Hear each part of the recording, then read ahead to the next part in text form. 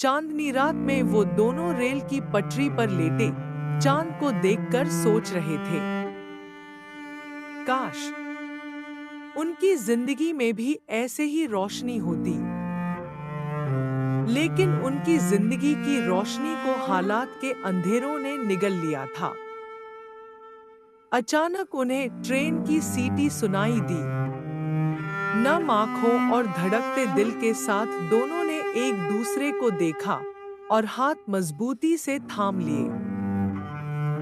Train के गुजर जाने के बाद पटरी की एक तरफ लड़की का धड़ पड़ा था और दूसरी तरफ उसका सर, जिसके पास बैठकर लड़का अपनी बुज़दिली पर रो रहा था।